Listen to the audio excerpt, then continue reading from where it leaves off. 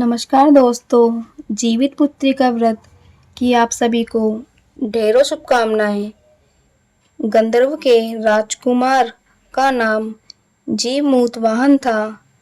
वह बड़े उदार और परोपकारी थे। जीमूतवाहन के पिता ने वृद्धावस्था में वानप्रस्थ आश्रम में जाते समय इनको राज सिंहासन पर बिठाया, किंतु इनका मन राजपाट में नहीं लगता था।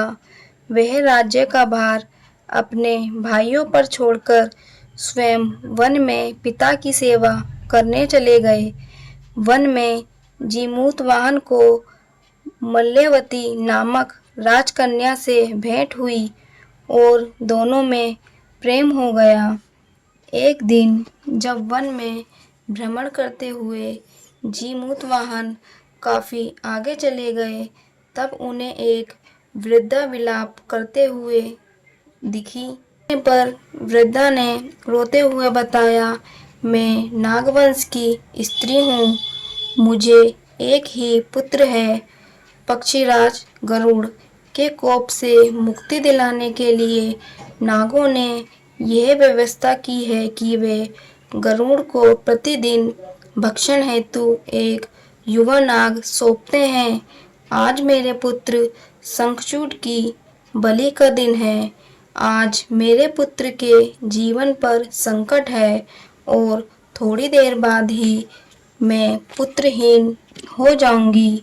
एक स्त्री के लिए इससे बड़ा दुख क्या होगा कि उसके जीते जी उसका पुत्र ना रहे। जीमूतवाहन को यह सुनकर बड़ा दुख हुआ। उन्होंने उस वृद्धा को आश्वासन देते हुए कहा, डरो मत, मैं तुम्हारे पुत्र के प्राणों की रक्षा करूंगा। आज उसके स्थान पर स्वयं मैं अपने आप को उसके लाल कपड़े में ढककर वेद्यशिला पर लेटूंगा ताकि गरुड़ मुझे खा जाए पर तुम्हारे पुत्र बच जाए।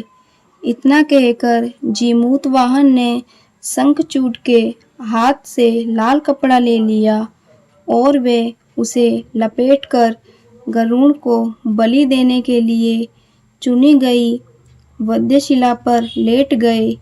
नियत समय पर गरुड़ बड़े वेग से आए और वे लाल कपड़े में ढके जीमूतवाहन को पंजे में दबोचकर पहाड़ के शिखर पर जाकर बैठ गए। गरुड़ ने अपनी कठोर चोंच का प्रहार किया और जीमूतवाहन के शरीर से मांस का बड़ा हिस्सा नोच लिया। इसकी पीड़ा से जीमूतवाहन की आंखों से आंसू बह निकले और वह दर्द से करहाने लगे। अपने पंजे में जकड़े प्राणी की आंखों में से आंसू और मुंह से कराह सुनकर गरुड़ बड़े आश्चर्य में पड़ गए, क्योंकि ऐसा पहले कभी नहीं हुआ था। उन्होंने जीमूतवाहन से उनका परिचय पूछा। जीमूतवाहन ने सारा किस्सा कह सुनाया कि कैसे एक स्त्री के पुत्र की रक्षा के लिए वह अपने प्राण देने आए हैं।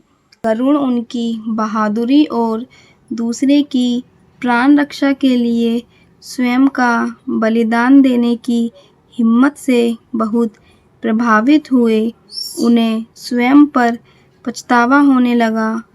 वह सोचने लगे कि एक ये मनुष्य है जो दूसरे के पुत्र की रक्षा के लिए स्वयं की बलि दे रहा है, और एक मैं हूँ जो देवों की संरक्षण में हूँ, किंतु दूसरों की संतान की बलि ले रहा हूँ।